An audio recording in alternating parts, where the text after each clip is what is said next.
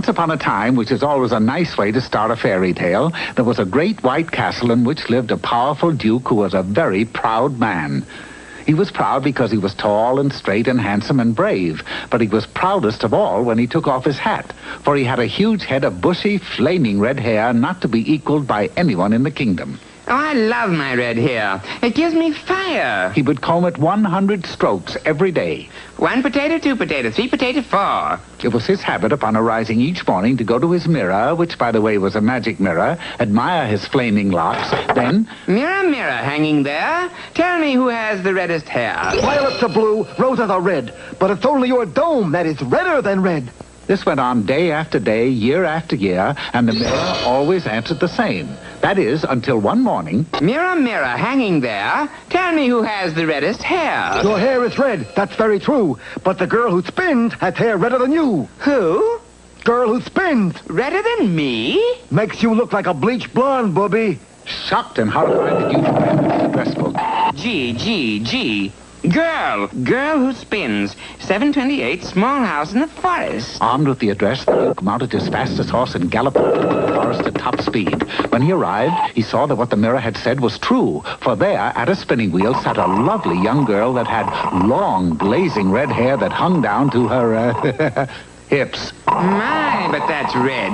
I say, what is your name, fair maiden? My hair is red as fire and my skin is white as cream, so my name is Red White. Hair's red, all right. Rinse job? No, natural. Well, I'm terribly sorry, but you'll have to dye it black. Oh, I can't. Why not? I'm waiting for my true love, and he will only know me by my red hair. My fairy godmother told me so. Now, see here. I happen to be a powerful duck. That's Duke. Oh, thank you. And you'd better dye your hair black, or you're going to find yourself in big trouble. With that, the Duke turned and galloped away. Not as fast as he had arrived, however, for he had forgotten his horse. The poor girl was frightened, and as she sat weeping, her fairy godmother appeared. Oh, there, honey. Now, don't blubber. But if I dye my hair, my true love won't know me. And if I don't, I'll get into big trouble. You just leave it red, dearie. I can handle that duck. That's Duke. Oh, yes. The following morning... Mirror, mirror, hanging there. Tell me now who has the reddest hair. Red white, like I said. Weren't you listening? Nose is bad enough, but you didn't even bother to make a rhyme out of it. Furious, the Duke wasted no time. I'll dye your hair black within 24 hours, or you will go to the pokey. Now, good day. Godmother! Oh, here I am, honey. Don't come unglued. Take these nettles that grow beside the road and put them in your spinning wheel. Every day you spin nettles, that Duke will lose 32 hairs. Doing as she was told, Red White took the nettles and set us out to spinning. The very next day, the Duke was combing his hair the usual 100 strokes when... 1 potato, 2 potato, 3 potatoes, 4, 5 potatoes, 6 potatoes... Hey, what's this? My comb, it's full of hair. Mirror, mirror, look at this. My beautiful red hair is coming out. I can see that, Bobby, and you're not rhyming either. I know. There's no time for that. Tell me what's happening. Well, you understand, it's like kind of a hex. You know, a fairy tale whammy. Every day that Red White spins nettles, you lose 32 hairs. The fiend. She's got to be stopped. Taking a stout rope, the Duke sped to Red White and bound her securely. There. Oh, I'd like to see you spin nettles with your hands tied, buddy. She did. For being a clever girl, Red White managed quite well to spin more nettles with her feet. 29, 30, 31, 32. Oh, she's at it again. Mirror, speak to me. What am I going to do? I'm rather sorry that you called, for by tomorrow you shall be bald. Excellent. You're rhyming again. I know. Makes it more like a fairy tale. And just as the mirror had said, by the following day, every last red hair on the Duke's head was gone. You can stop spinning now, kid. You win. And I might add, I'm very unhappy about the whole thing. Well, I'm unhappy, too. Even though I've kept my red hair, my true love has not come for me. Gee, that's tough. Well, so long. Wait. It seems as though I've made a slight mistake. The duck here... That's Duke. Yes, the Duke here. He's your true love. Me? Him? Darling. Sweetie. It's too bad I didn't figure that out till he lost his hair, but that's the way the cookie crumbles sometimes. And so, as you knew they would... They lived happily ever after. Hey, Bobby, what rhymes with after?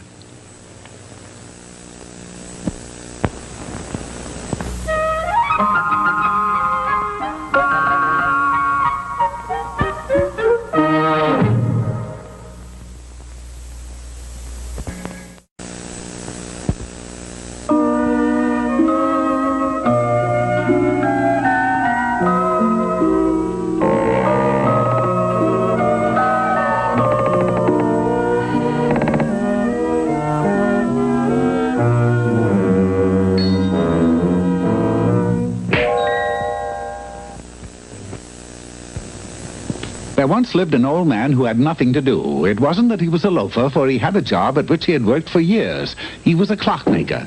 The trouble was that clocks hadn't been invented yet. Therefore, none of the clever little clocks that he had made worked. And making clocks that don't work is really nothing to do. Oh, he was very lonely. But one day something happened that was to change all this.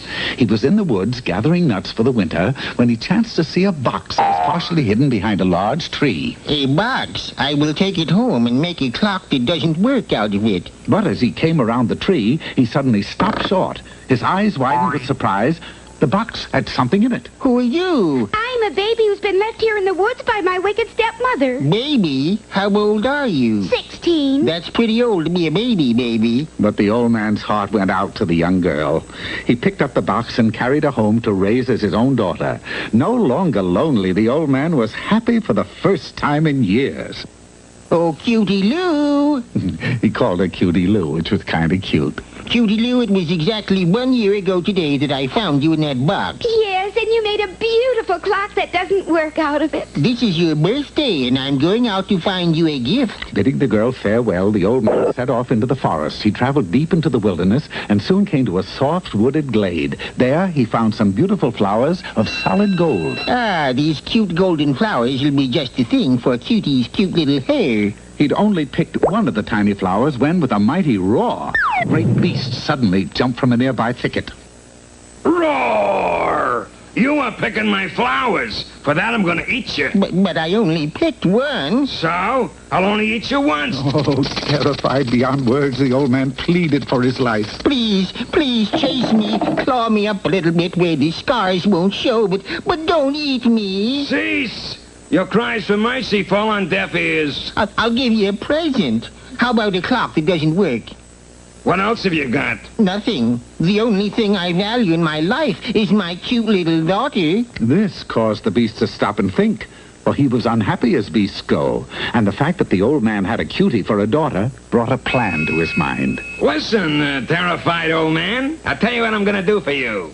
A short time later, the beast gave the old man his freedom, and he wasted no time in racing for home. When he arrived, his daughter met him at the door. Father, you're home. Do you have a surprise for me? I sure do. What is it? I gave you to a beast.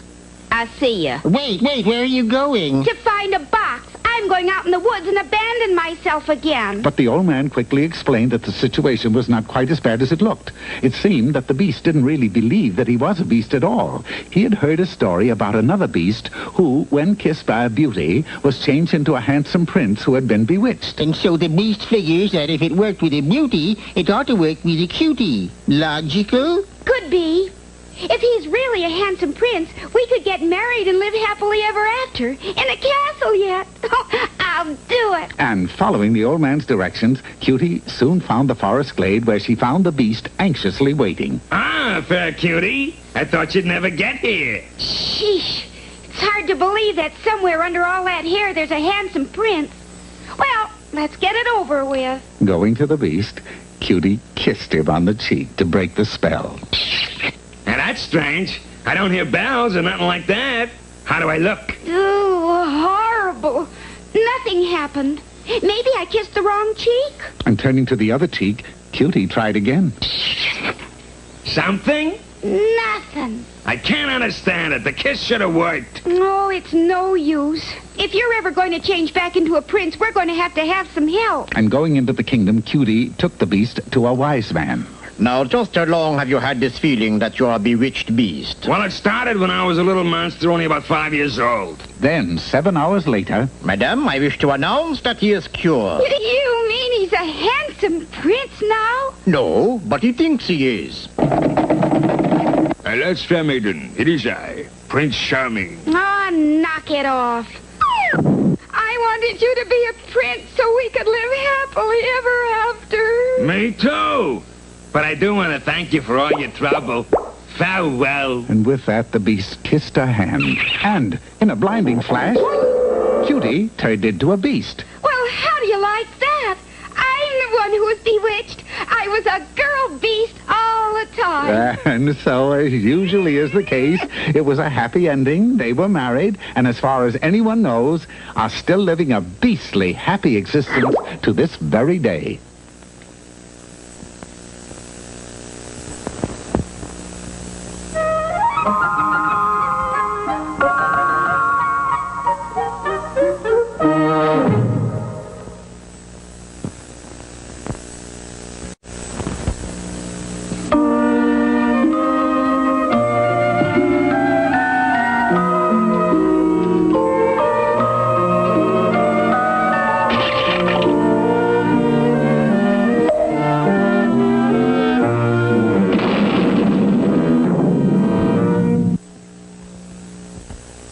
A very long time ago in a far-off land to the east, there lived a very rich and powerful sultan. Every year, on his birthday, the people flocked to his palace with gifts. Now, as it happened, a young rug salesman from another land who did not know of this custom chanced to come into the town that day in hopes of selling his rug. As he passed the palace, it was naturally thought that he was just another peasant bearing a gift to the sultan and was quickly hustled inside. Ah, what have we here? A rug. Oh, nice. But being a second-hand rug, it had a hole in it, and when the sultan saw this, he was furious. By the beard of my mother-in-law, how dare you bring me a rug with a hole into it? Well, it's a small hole, booby. It's a little teeny one. But if it bothers you, I can let you have it for half price. What do you say? At this, the sultan flew into such a rage that he was unable to speak. This unfortunate circumstance had placed the young man's life in serious danger, and realizing his mistake... What a really nice highness you are. You certainly can't take a joke. Joke? Well, of course, booby. As a gift, this is much more than just a small rug with a large hole in it. You knew that all the time, of course. I did? Yes, of course you did. Oh, yeah, I did. Of course. What is it? Get this, Big Daddy. It's a flying carpet. Say, this is the finest gift I've ever received. And you know, I'm so pleased that I'm going to reward you handsomely. But first, I'm going to fly my carpet. The young lad, of course, knew that the old rug would not fly, but before he could stop him, the sultan ran to the highest wall of the palace, sat on the rug, and pushed himself over the side.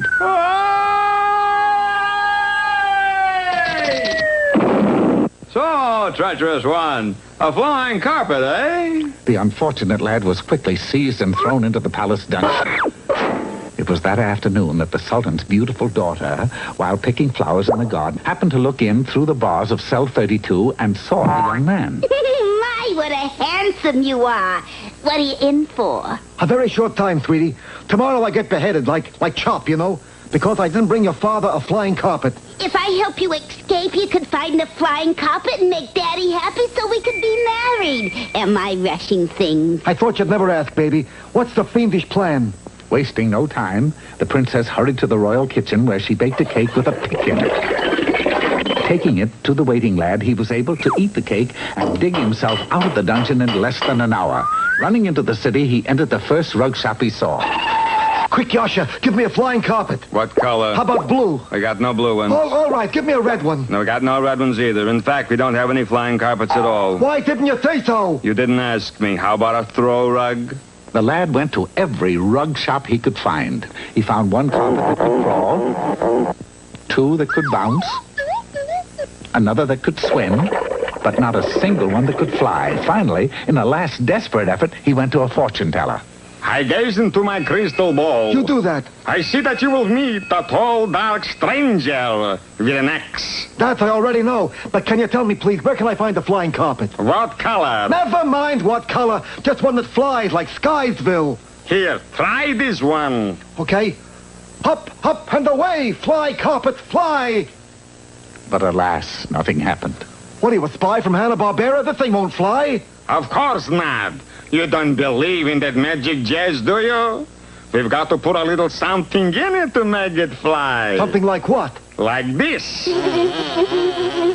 So saying, the fortune teller held forth a large jar of buzzing bees. Bumbling bees? Of course. Just sew them into the lining of the carpet, and when they fly, the carpet will fly. Simple. The lad was not too sure, but he had no choice, for his time was running out.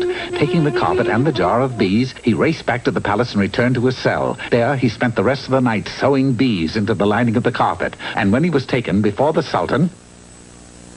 Father, wait! You cannot doom him! You want to bet? But he now has a flying carpet that will really fly with you. You do, don't you? I certainly hope so, baby. Let me see. Hoping for the best, the lad released the carpet. When the bees flew, so did the carpet. Upon seeing this, the Sultan was so delighted that he immediately gave the lad his freedom. The young man and the princess were soon married and, of course, lived happily ever after. The Sultan flew on his carpet every day, and even though the bees in the lining stung him time and time again, he was happy too. Oh! Ouch! Oh! Like ow! After all, the carpet was a gift, and even the Sultan knew that the bee's stings in life are free. Ooh, ooh, ooh.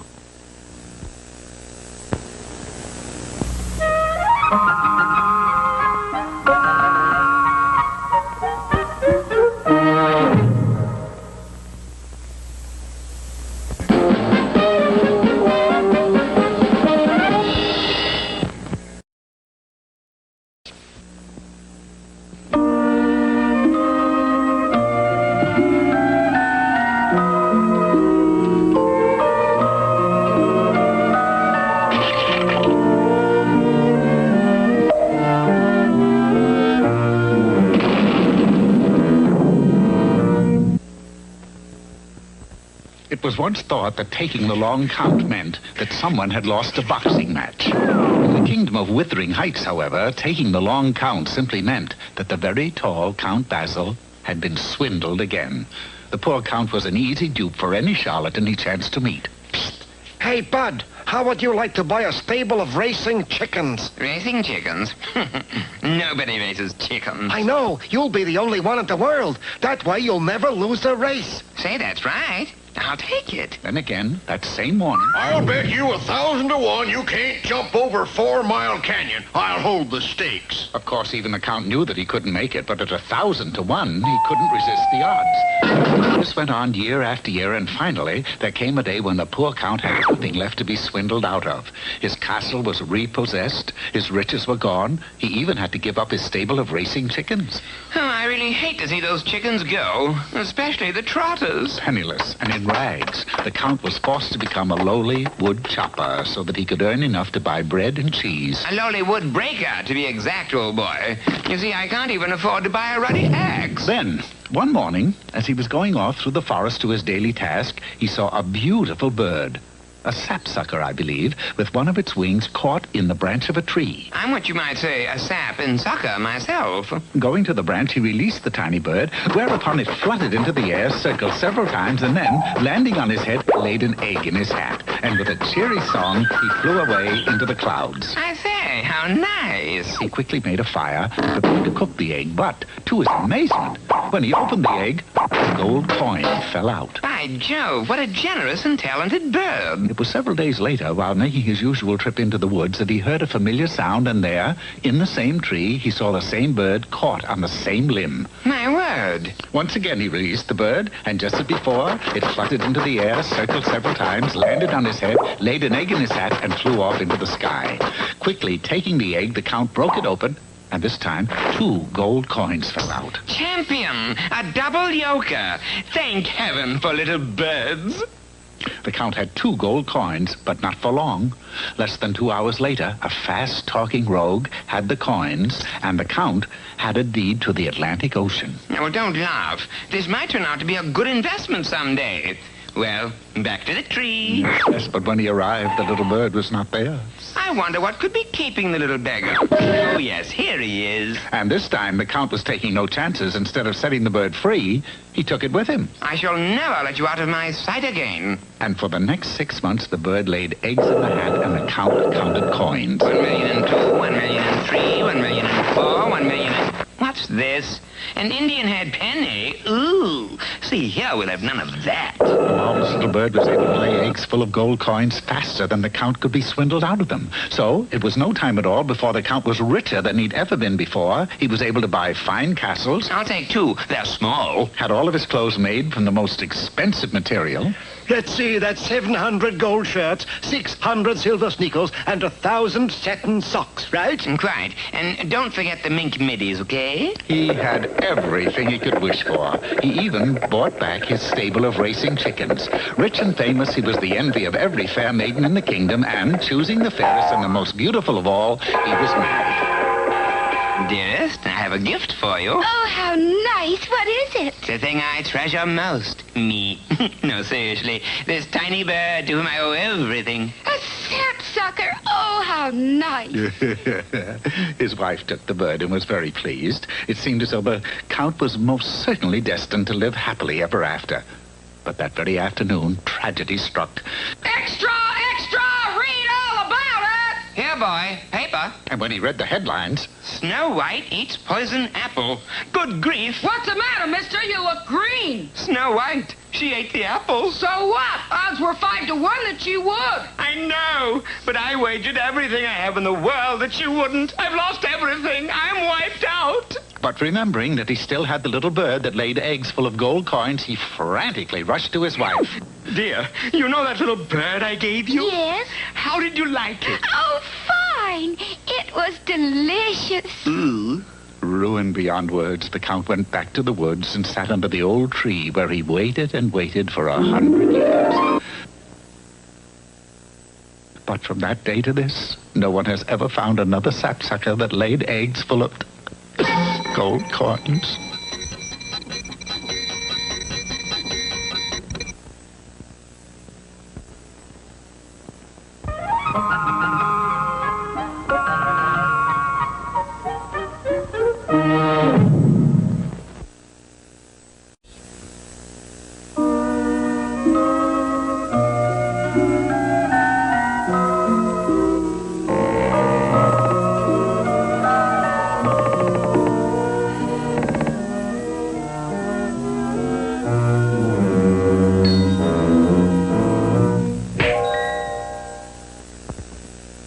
Once upon a time, far, far away, there were many people who lived in the kingdom of Nothingham. Nothingham was just like any other kingdom except for one thing. Nothing ever happened there. What are you doing, dear? Nothing? What are you doing? Nothing. Guess what we're having for dinner? Nothing? Yes, under glass yet. And so it was, year after year. Now, nothing more would ever have been said about Nothingham, but for one thing, one day something happened. A storyteller who'd been traveling about from kingdom to kingdom collecting stories came to see the king. That's right. You tell me a story that's happened in your kingdom, and I'll put it in my book. Knowing full well that he dare not tell the storyteller that nothing had ever happened in Nothingham, the king quickly struck upon a clever plan. I must say, you certainly have a nose for news, young man. There now. Take a look at that. Oh, what is it? This is my daughter, a beautiful princess. Aren't you, sweetie? Yeah, but I'm almost 32 and nothing's ever Never mind. Word has it that she's about to become a keen story. Say, this is luck. Things will start popping any minute now.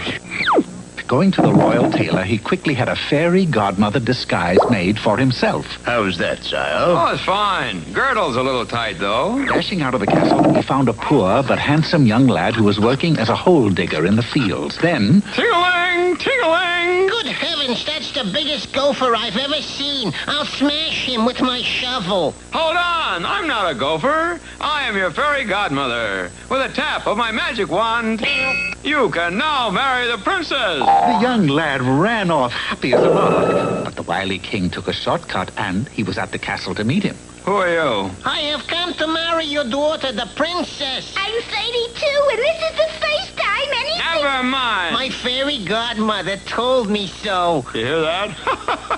Fairy godmother. I got it. First, you must prove that you are brave. You must rescue her from the terrible troll. But the terrible troll doesn't have her. He will. Wait here. Dashing to the phone. Hello, terrible troll? Yeah, it's me, the king. What's that? No, I haven't heard any good jokes, but listen, I have a little business proposition I want to make to you. If you can get over here and say, 5 minutes. Now, as I was saying, you must prove your bravery by rescuing my daughter from the troll. A troll! Right on cue. Snatching the frightened princess, the troll carried her out of the castle and off into the hills. There, rescue her! Yes, sire. Are you getting this? How do you spell troll? 1 L or 2? Changing into his fairy godmother disguise, the king ran up the road where he met the young lad. Take this magic stick. For one blow with this, we'll drop the troll in his tracks. Of course, it really wasn't a magic stick. And the troll dropped to the ground. Then, taking the princess, he started back to the castle.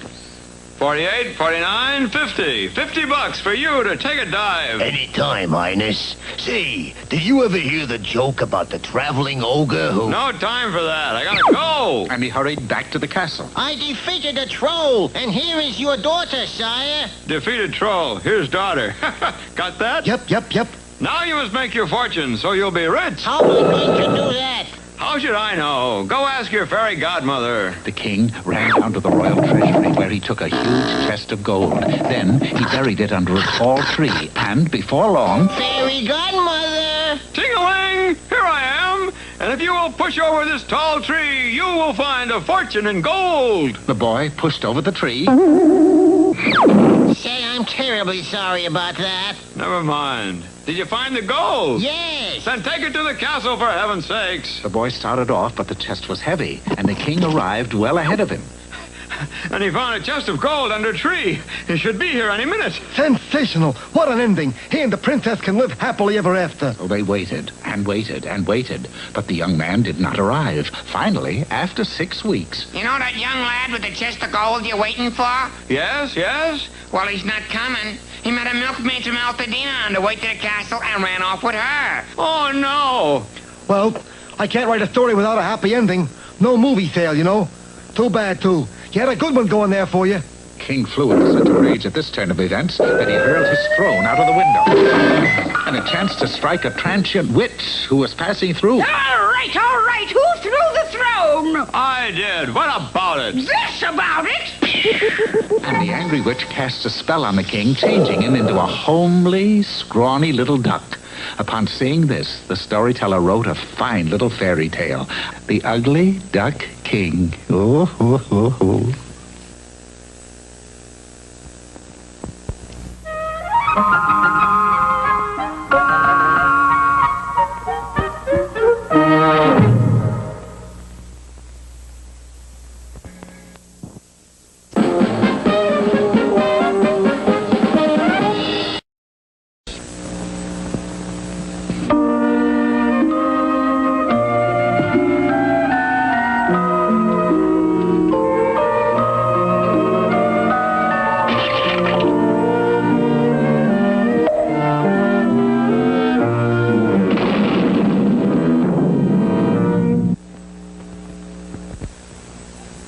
I shall tell you about a lass named Esmeralda Fump. Esmeralda grew up from a very plain-looking young girl into an even plainer-looking young woman. There was a reason for this. She had labored long and hard in the castle of a very exacting king. The moat is dirty, Esmeralda. Sweep it clean. Yes, Your Majesty. Oh, and tomorrow is my birthday. Could I have an hour off? You had an hour off 10 days ago, didn't you? That was 10 years ago, Your Highness. Reluctantly, he gave in, and so on the following day, plain-looking Esmeralda bought a small cake and spent a carefree hour beneath a large oak tree. Oh, I am too weary to even blow out the candles. Oh. And she dropped off to sleep. Now, we've all heard of a beauty nap, and that's exactly what 40 Winks did for Esmeralda. She returned to work without realizing that her plain looks were less plainer. Esmeralda, this is my son, Prince Flavian of Redbreast, and what happened to the wart on your nose? It fell off, and how do you do, sir? I do all right. Esmeralda went back to sleeping and bottled up her emotions. No one as plain as she could ever hope to win the prince's heart. But while she was busy on the staircase, she passed by a mirror and... How do you do, madam? But that was no madam. It was her. Oh, dear, it was she. Something has happened. Say, you don't suppose the nap I took... It wasn't easy making a bed on the banister, but Esmeralda resolved to sleep right then and there to see if it improved her looks. Of course, she had no way of knowing that the Prince Robin of Redbreast never took the stairs. Frightfully sorry, old girl. Forget it. I say, tell me your name, beauteous one. You remember Esmeralda. That evening, the prince took Esmeralda for a stroll through Lover's Lane. He was on the verge of proposing when he suddenly noticed that his companion had lost some of her radiance. How singular. You seem to be uglying up on me. Esmeralda knew for sure then that sleep and only sleep could make her beautiful, and Esmeralda bolted away. Oh, you don't suppose I hurt her feelings? Dawn the following day, and Esmeralda was back sweeping. Only, now she had a plan. No matter where she worked, she always took time for a cat nap. In the main hall, she slept in the fireplace. On the great table, she slept under glass. Even when dusting out the moat, she snoozed on an oyster bed. All this sleeping transformed her into a gorgeous woman. I beg your pardon, Prince Robin, but can I start your collar? No, but you can marry me. The king insisted upon a courtship period of 3 days. Enjoying the concert, my pet? Oh, so very, very much. There it was again. The warning sign that her supply of beauty was in need of replenishment. Where are you off to? I think I'll buy a snow cone. Actually, she was looking for a restful spot in which to grab a 5-minute nap. Of all places, she chose to cuddle up inside a tuba. The audience and Prince Robin couldn't help but notice her as she popped in and out every time the tuba player played. I say, my son, isn't that your fancy? Yes, Daddy. She's buying a snow cone. Later that evening at a ball given in honor of the impending marriage. By the by, some foreign dignitaries would like to meet your inamorata. It's in the garage, Daddy. Faulty differential. In that case, how about introducing them to your sweetheart? Esmeralda? Yes. I haven't the foggiest idea where she is at the moment. A glance overhead would have told him, for Esmeralda was again taking a short snooze. Unfortunately. Really, my dear? I think you owe me an explanation. And tearfully she explained how, without sleep, she reverted to her normal, unlovely self. I don't believe you. Well, to prove it, Esmeralda and Prince Robin sat there on the floor until 5 in the morning, and with each passing hour, her face grew plainer and plainer. There, you see, my beauty is only sleep deep. Double chins up, old girl. I can fix it. Reaching out, he yanked on a bell cord that wasn't there, and out of nowhere appeared the court magician. You rang Prince Robin of Redbreast? Oh, yes, Freddy. Essie here can't seem to stay up late without uglying up. Claims she must have a beauty rest. Shall I put her to sleep? Just the opposite. Change her into a night owl. It was a royal command and had to be obeyed. Why the tears, Your Highness? Remember, you're not losing a son, you're gaining a daughter. You mean I'm gaining an owl? Yes, the magician had changed Esmeralda into a night owl, in the strictest sense of the word. But although he married an owl, Prince Robin's life became brighter than ever. You see, he was addicted to the game of 20 questions, and here Esmeralda proved invaluable. Well, I bet I can stump you too with this one. Who was the 31st President of the United States? Herbert? Who? There. Right.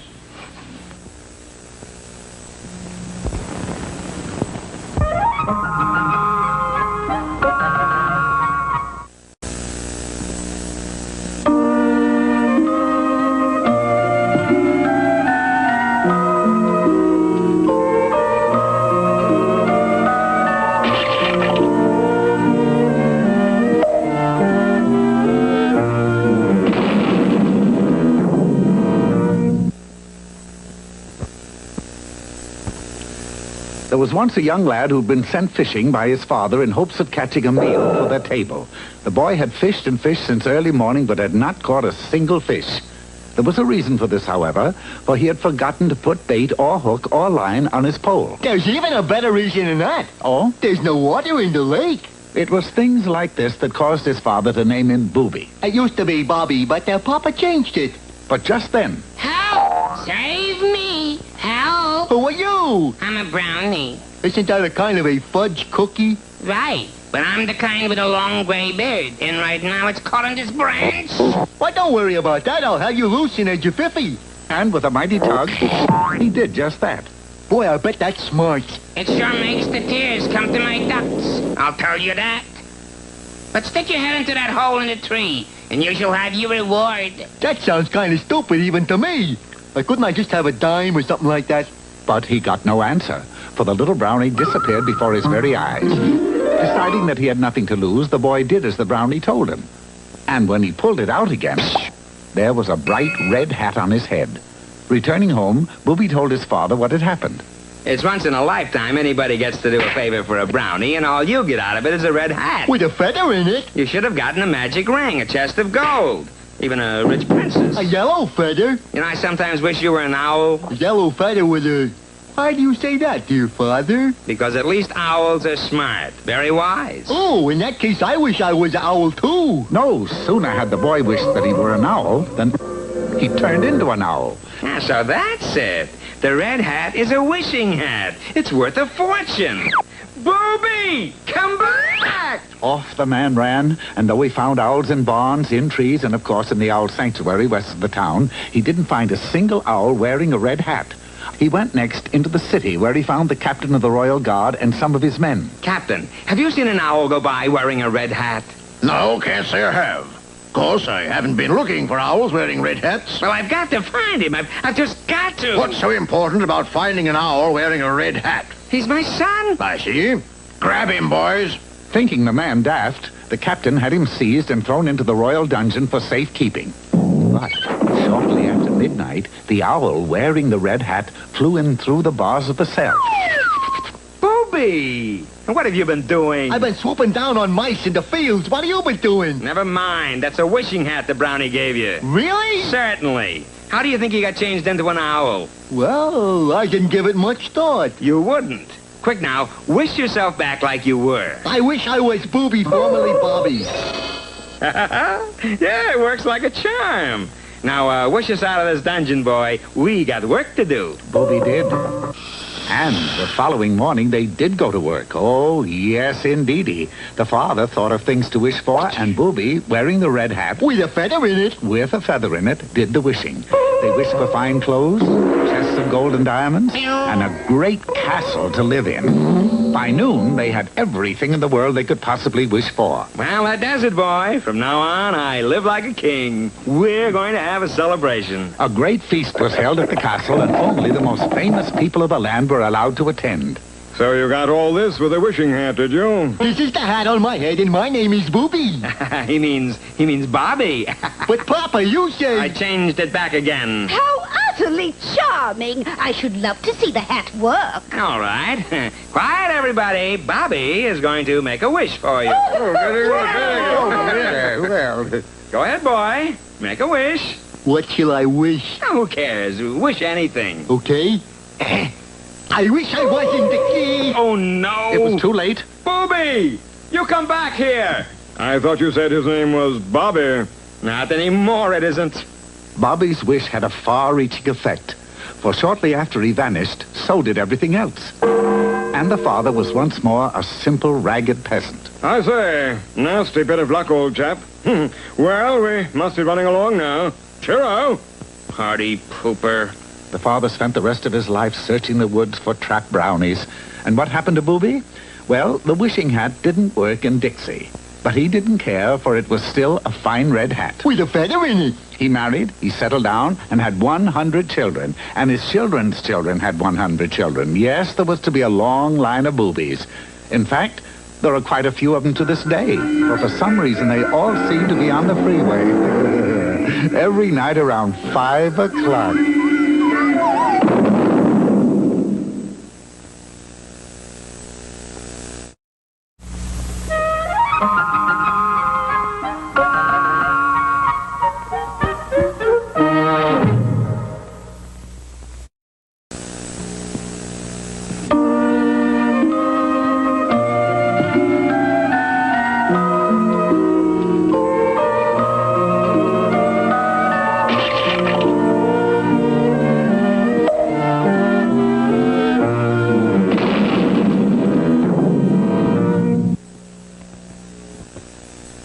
Jack B. Nimble was his name, a sly-footed rascal who prowled through castle basements long after everyone had gone to bed.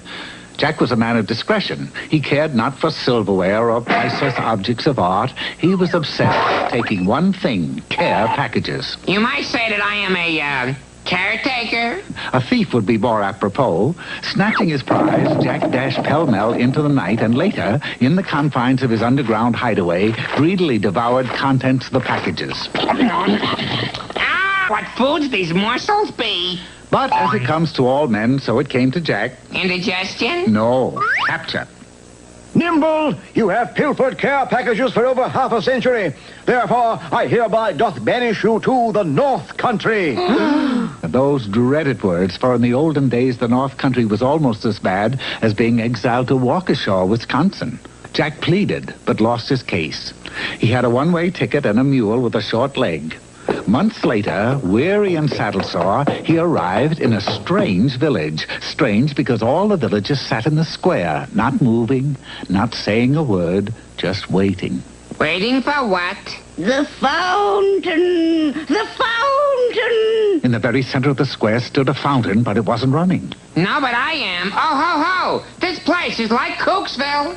Jack got halfway through a gateway and then froze. Why? You tell him, narrator. The fountain spurted up into the air and came splashing down on a very old man. Within seconds, he was transformed into a young man of 20. That's a magic fountain. During the course of a fortnight, Jack watched 123 souls not only get a bath, but receive such fringe benefits as health, wealth, and happiness. At last, Jack was the only one remaining. Come on, fountain, come on. Wet me. Obligingly, it did. And when it stopped, do you know what Jack had? Wet hair. Yes.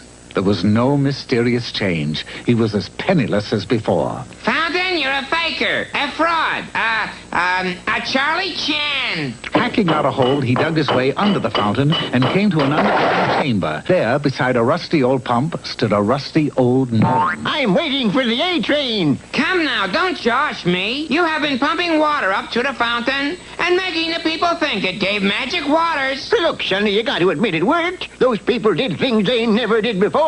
Oh, yes. But how about me? Yes, how about you? More angered than ever, Jack chased the gnome all around the chamber, eventually cornering him. Wait. Don't do anything I'll be sorry for. Unless you can think of a way to get me a fortune. Like all gnomes, this one had a clever plan. Busy rackadoo-lagga-ragga, splicka-chicka-jacka-nugga-nugga. You heard me, folks. For 10 kazoos, you get splashed by the magic fountain and... What'd he say? And have your dreams come true. 10 kazoos, a tenth of a canaver. Yes, Jack the gnome went into business, and what a business it was. Jack B. Nimble got rich, the gnome got a sore back. I do all the pumping, you do all the counting. Oh, stop complaining. You're gonna be the richest gnome and say, where do you come from? Alaska. Gnome? Fairbanks. Keep pumping. What a year it was. It looked as though Jack would be the J. Paul Getty of Fairyland. It looked that way. Mister, I paid 10 kazoos, but this fountain hasn't splashed on me yet. How long you been waiting? 4 months. You, madam, are a very patient soul. How about a refund? How about you standing here while I go check on the fountain? I keep pumping, but nothing comes out. Well, must be dry. What'll I do? Give her back her 10 kazoos. But Jack had tasted riches and had no intention of returning the money. Instead, he grabbed a bucket of water.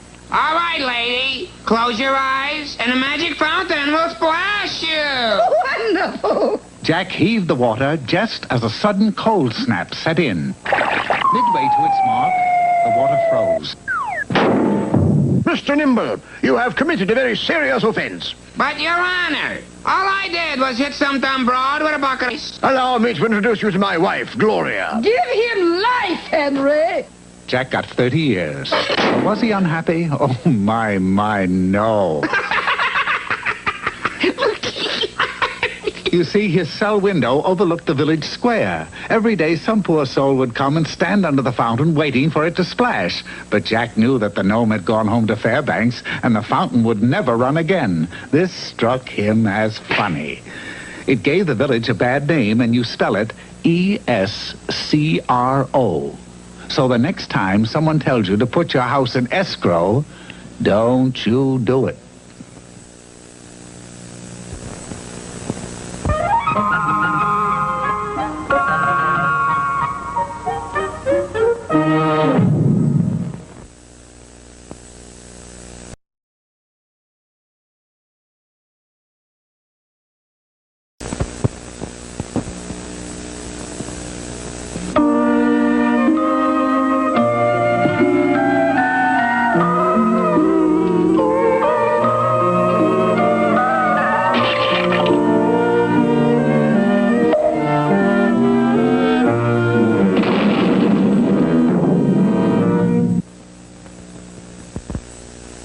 Once in a kingdom, on a street, there was a potter's shop. The reason that it was a potter's shop is because there was a potter inside who made pots. All day, every day, the potter made big pots, little pots, round pots, and square pots. I don't know why I make these square pots. Nobody ever buys them. Because his whole life was built around pots, the poor potter had developed a boiling temper. Each night when he'd finished his work, he would slam shut the door of his shop, grumble his way along the street. Grumble, grumble. Enter his house with a slam of the door, and say to his wife, "Where's my dinner?" On the table, dear. Curds and whey? I hate curds and whey. But, dear, you hate everything. Huh? Oh, that's right. Give me a spoon, baby. Then, when he'd finished dinner, All right. Where is it? Here it is, dear. and his wife would hand him a pot that he would smash into a million pieces. There. Now I go. The paper. Following this, the potter's good wife would always say to him, John, I do wish you'd do something about that temper of yours. It's going to get you into trouble someday. he would answer. Bah! The following day, as he grumbled his way toward home, Grumble, grumble. he chanced to bump into a witch who was taking her sick bat to the veterinary. And, of course, he flew into a rage. Why don't you watch where you're sneaking? Well, you witches are all alike. Hog the whole road if we'd let you.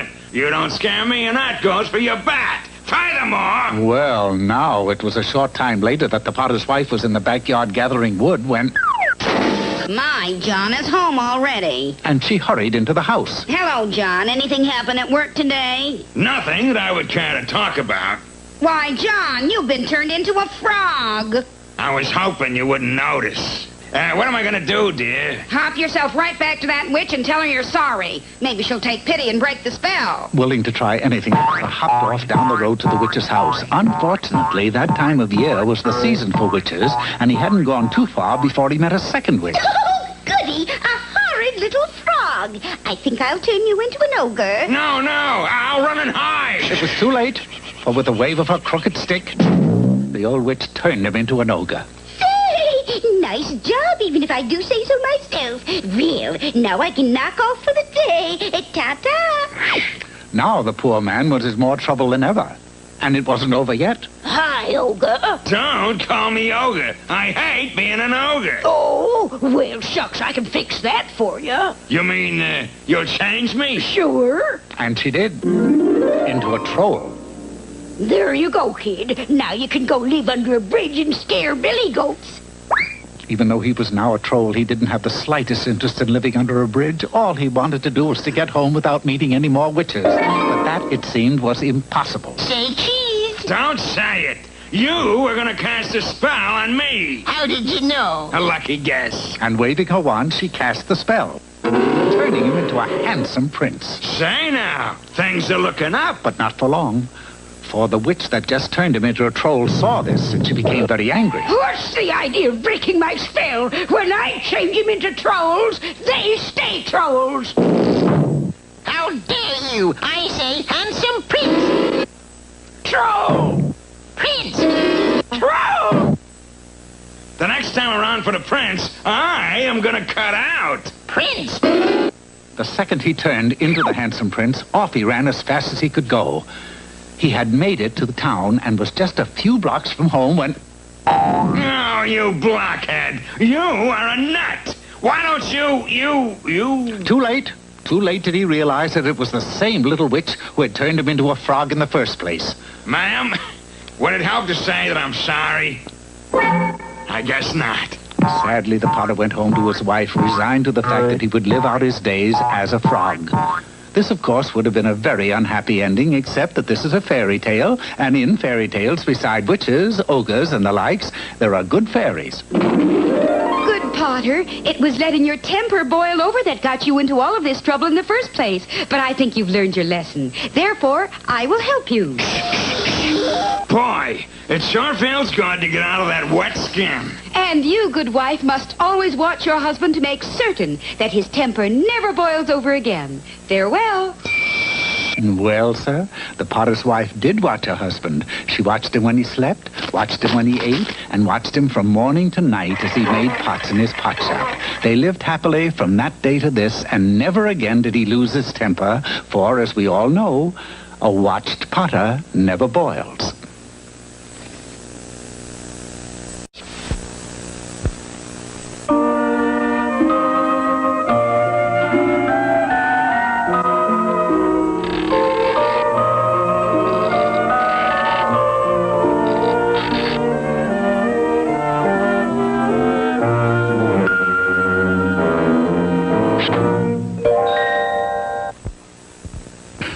Once upon a time, many years ago, there was a man who, upon meeting a friend in the streets of the kingdom, said, "Achoo!" And his friend, knowing the proper thing to do, of course, said, Gesundheit! At exactly the same time, in a land far to the east, there was another man who also met a friend on the street, and he said, "Achoo!" His friend, too, knew the proper thing to say, for he replied, "Hello, Charlie. How's tricks?" Yes, R2 was his name. R2 had many friends. R2 had great wealth because R2 had the only Chinese restaurant in town that served salami pizza. R2 also had a fine son who greeted him one night with a question. Honorable father, I should like to marry and settle down. May I have your worthy permission? I must have time to think on such a heavy question. I shall give you my answer in the morning. R2 was unable to sleep that night. He tossed and turned in his bed, fighting to make the decision. By sunup the following day, he had made up his mind and gave the answer to his son. No. My father wise as boiled owl, but can he give one reason why I cannot marry? Yes. And that all being? To have a wife, one must have a house in which to put her. Then inexhaustible son will find a house. Wasting no time, the young man set off to do just that. He had not gone far when he came to a great river, and there, standing on the bank, he met an old man who... I must cross this river, young youth. Help me, and I shall tell you a secret of good fortune. Knowing that a secret of good fortune could very well aid him in his quest, the lad agreed. But it was a rougher trip than what the aged one had expected. However, he kept his promise and told the young man the secret. Yes. Oh, honorable, hooray! What a fine secret! Following the old man's instructions, the boy hurried off into the forest, where he soon found a grove of lychee nut trees. Picking up one of the lychee nuts that had fallen to the ground, he cracked it open. And with a blinding flash, a fine house popped out. A short time later, he once again stood before his father. No? No. What excuse to being this time? Excitable son has a fine house. Yes, but there is still one thing you need before you can marry. $1 to chicken fly lice, he say, a sweetie. That thing is a sweetie. You see? Honorable father, wait right here. Swift son, be right back. Quickly returning to the grove of lychee nut trees, he selected the largest lychee nut he could find. Then, with a sharp rap, he cracked it open. And out popped the most beautiful maiden he'd ever seen. Oh, hot diggy dog! That being a sweetie if ever I see one! This time R2 found no further objections and at last gave permission for his son to marry. The wedding was held and there was a great celebration. R2's son was now the happiest young man in the land, but it wasn't until after the wedding that he realized that his new wife seemed different somehow. For the first thing she did when he took her to his house was jump into a corner and stand on her head. Big honorable pardon, but why is a former sweetie, present wife, a stand on head? And she answered, Why not? Unable to think of a good reason, he let it go. It was some time later that the young man, while returning from the marketplace with his purse jingling with coins, met a robber. Oh, he knew it was a robber because the rogue wore a mask and very clearly said, "Stick 'em up!" Fearing for his life, the lad streaked for home with the robber in hot pursuit.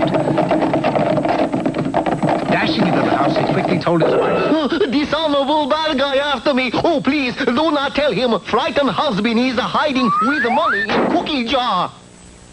Go away, please. I cannot tell you that frightened husband is hiding with money in cookie jar. Oh! A short time later, the robber and the money were gone. His wife was again standing on her head in the corner, but he didn't bother to ask her why. Instead, he said, It's very cold. I wish to warm myself.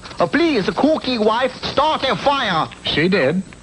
It was in the bedroom, and the house was burned to the ground. This was more than the boy could stand. If I live to be 22, never again will I get a sweetie out of a lychee nut. It was then that his wife did the strangest thing of all. She began to bake fortune cookies over a small open fire. What was so strange about it was that when he broke them open, there were real fortunes inside. Oh, diamonds, rubies, gold, 1928 nickels, Wilkie buttons. I'm rich. Yes, he was rich. And the more fortune cookies his wife baked, the richer he became. Of course, his wife still stood on her head from time to time, but the boy loved her, and he called her his bargain, because she was 50% off. And they lived happily ever after.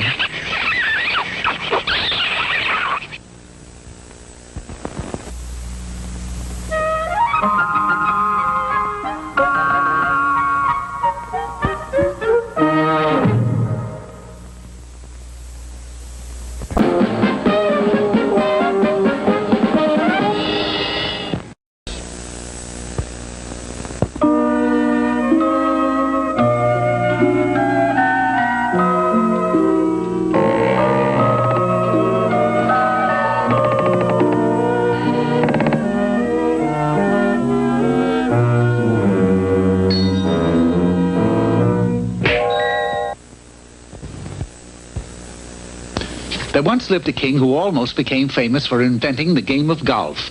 It occurred to him one day that it might be fun to strike a ball with a stick, so he did just that. The ball flew into the air, sliced, and fell into a deep thicket. I goofed. Each time he hit the ball, the same thing happened. I goofed. I goofed. I goofed. I beg your pardon, sire, but what is that you're doing? Why, it's quite simple. I'm playing a round of goof. He was close, but not close enough. He did, however, become famous for something else. It happened one morning as he was playing 17 holes of goof, when his ball, which sliced as usual... If ever I catch the blockhead who broke my window, I am the blockhead who broke your window, and you will what? Your Highness, well, I'll just have to say, you certainly are truthful. The word of this deed spread through the kingdom like wildfire. The king told the truth. Yes, we have a truthful king. That wasn't all, for when the king said to the butcher... I'm sorry that I broke your window, and I promise that I will pay for it out of the tax money. Early the next morning... Hear ye, hear ye! All butchers in this shop. It's time to pay the weenie tax. Already? It seems like I paid the weenie tax just yesterday. You did, but it's time again. The butcher paid the king the 20-wrinkle weenie tax. That is for the window I broke yesterday. The king kept his promise. Kept his promise. Kept his promise? Thus it was that the king became famous. The king was very proud of this reputation, but it was soon to lead him into a tragic situation. For in the woods, just out of town, there lived an old witch who was the best evil witch in the land. One day, as she was in the woods walking her bat, she chanced to see the king who was out for his daily round of goof. 3! And the witch fell in love. Oh, boy, are you good looking. Please, don't talk to me in my backswing. That's a nasty slice you got there, but I don't care. I'll marry anyway. What are you, a comedian or something? No, I'm an ugly old witch. I noticed that. Now go away. You're goofing up my goof game. The witch knew that the only way she could get the king to marry her was by trickery. So, mixing a special brew, she was waiting when the king came out to play the following day. No sooner had she drunk the mixture when... she turned into a beautiful princess. When the king approached, looking for his goofball... Pardon me, ma'am. Did you happen to see a... Boy, are you good looking? I know. Do you want to get married? Heck yes. Promise? I promise. Happy as the king hurried her back to his castle to prepare for the wedding. Unfortunately, the spell that she had cast upon herself was a short one, and when the clock in the tower struck 12, the spell was broken. Surprise, honey bun! You! Oh, good grief, I'm a victim. A handsome victim, and you still have to marry me because you promised. It was true, for being the king who never broke a promise, he knew he was trapped. Quickly, calling a meeting of his royal advisors, he demanded that they find a solution to his problem. There is only one way, Your Highness. You must get the magic wishbone from the Black Castle, but it will be very dangerous. What kind of dangerous? Well, you've got to defeat a dragon, a few ogres, you know, the usual thing. Well, just tell me where to go. I'll do anything. In less than an hour, the king was ready and on his way. The mere thought of having to keep his promise to marry the witch gave him the heart of a lion, and in less than 2 hours, he had defeated a dragon, an ogre, and a troll. Hey, what's a big idea? And a troll. Sighting the Black Castle, he dashed inside, and there, just as he had been told, he found the huge magic wishbone. He turned to his own castle just as his wedding to the witch was about to start. Come on, sweetie. They're playing our song. Wait a minute. Before we go, I want to make a wish. A wishbone? How nice. Ready? Ready, honey bun. They gave a tug, and just as it usually happens in fairy tales, the good guy got the biggest half. I got my wish! Good for you, honey honey bun, what did you wish? I wish that I had never promised to marry you. So now I have never promised to marry you, and I don't have to marry you without breaking a promise, if you know what I mean. As confusing as it was, she did know. Who are you? Well, just for that, I'm going to cast a spell on you that folks will talk about for years. And when the smoke cleared, she had disappeared. Well, now, it goes without saying that the king never made another promise. He played goof happily ever after. And one day, he even made a hole-in-one.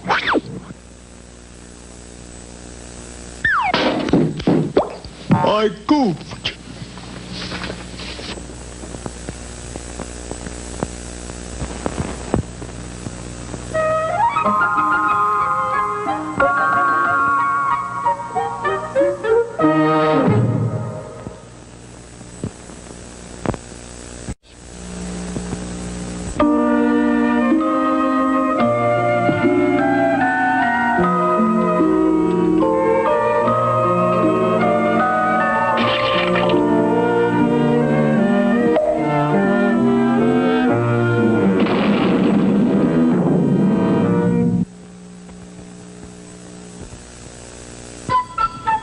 Once upon a time, there was a young prince who ventured into the woods in search of game.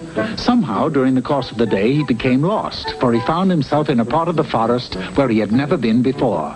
He was tired and hungry, and it was growing very late. Just then, he saw a light, and there, a short distance away, stood a great castle. Rushing up the path, he knocked on the huge door. If you're selling weird story magazines, we don't want any. Go away. Wait. I am a handsome prince who has lost his way. Could you spare a 32-course feast in a master bedroom for the night? A prince? Well, in that case, come in. You're just in time for dinner. Taking the lad by the hand, the king led him inside. When they entered the main dining room, the prince was shocked at what he saw. There were 7 chickens sitting around the table, and they, along with the king, proceeded to peck away at the dishes of corn that sat before them. Eat, boy, eat. What's the matter? You haven't picked a thing on your plate. I'm suddenly not hungry. Oh, that's too bad. What's that, Florence? Oh, that was very funny. What happened? Florence just told a joke. That's all. Son, I'm glad you came along. I've got a problem. Yes, I noticed that. The king went on to tell the prince an incredible tale of how a witch had come to his castle one dark day and cast an evil spell that had turned all his loving daughters into chickens. Oh, so that's it. Those chickens 7 are your daughters. No, 6 of the chickens are my daughters. The 7th one is the witch herself. And here comes the plot. Right you are. The spell on my daughters cannot be broken until I can discover which of the 7 chickens is the witch. Well, now, this is the sort of thing that all handsome princes wait for. The next morning, he got up with the chickens and set about his task. It's no use, my boy. Chickens have a nasty habit of looking just alike. Well, that's true, but they don't think alike. The one that's the witch thinks like a witch. With a plan in mind, the prince soon had disguised himself as a beautiful maiden. Your mascara is running, and what's the plan? Simple. I pretend like I'm Snow White. There isn't a witch in the world that can resist a setup like that. Watch this. Lining up the 7 chickens, the prince, in his Snow White suit, ran through the courtyard proclaiming to the top of his voice, I am Snow White. I do so hope that any witch around here that is disguised as a chicken won't give me a poison apple. None of the 7 chickens paid the slightest bit of attention. But an ogre that happened to be casing the castle did. He saw that this was a chance to cop what he thought was a fair maiden, which he wasted no time in doing. But just then, a handsome knight chanced to arrive on the scene and rushed to the rescue. Never fear, fair beauty. I shall save you. With that, the knight flew at the ogre.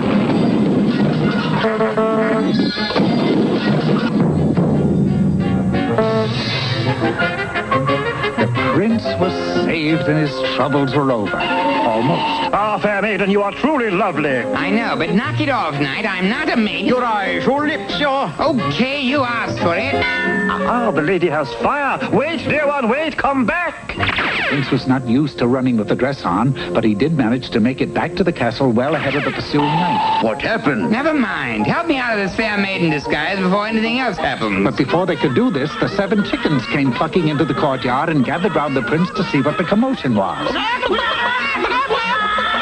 Go! girls, not now. Go away. The prince grabbed a broom and started swinging to shoo them away. All chickens being afraid of brooms, they scattered like, chickens. That is all but one. That chicken snatched the broom from the prince, hopped on, and flew it around and around. Your Highness, look at that. Must say I never saw a chicken do that before. Of course not. Only witches fly brooms, so that's the chicken that is a witch. The prince had guessed the secret, and the spell was broken. Not only did the witch turn back into a witch, but the 6 chickens were turned back into the king's beautiful daughters. Party pooper! My boy, you did it.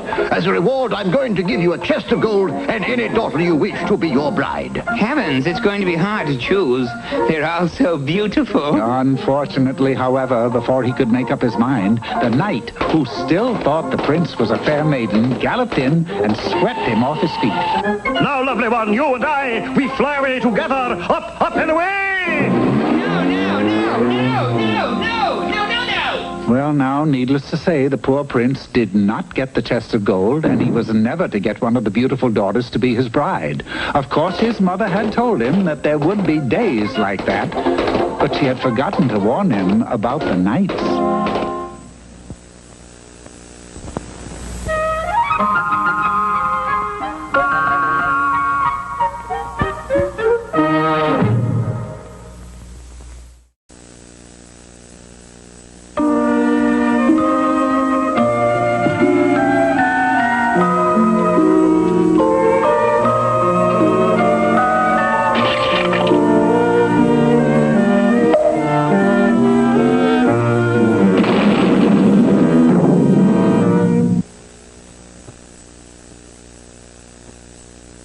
Once upon a time, there was a father who had 2 sons. One son, Swinburne, was very brilliant, but his other son, Maynard, was rather slow. It's not so much that I'm smarter. It's just this terrible void in his makeup. Don't tell me. Don't tell me. No. It's time you faced up to it, Maynard. You don't shudder.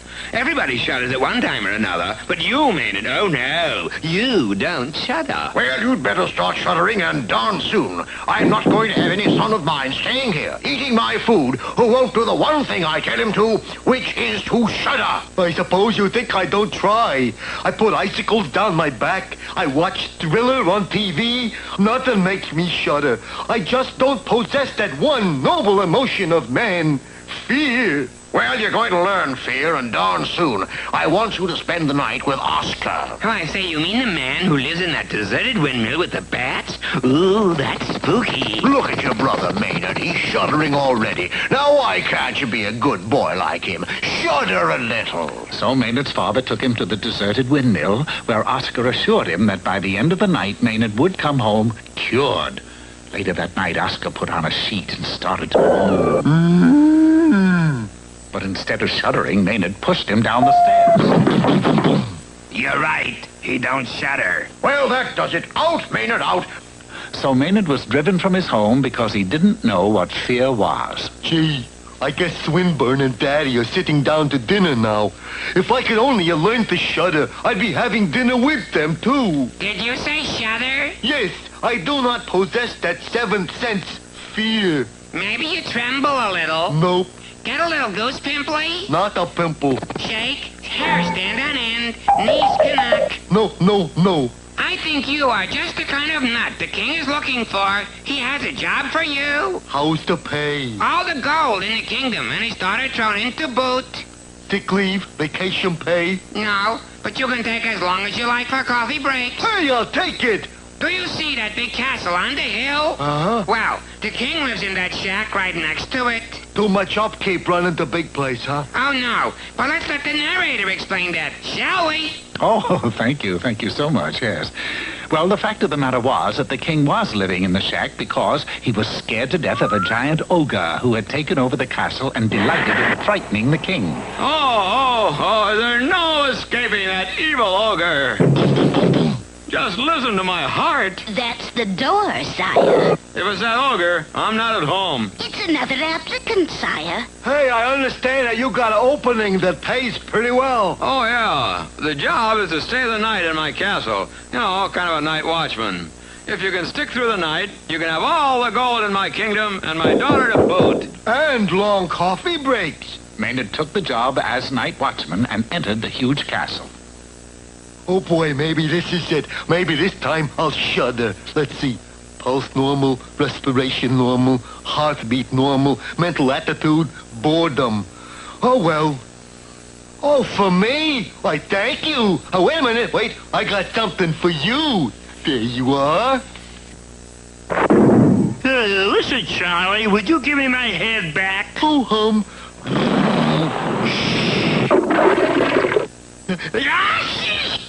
Yeah, now you done it. I got a nasty cold in the head. Gesundheit.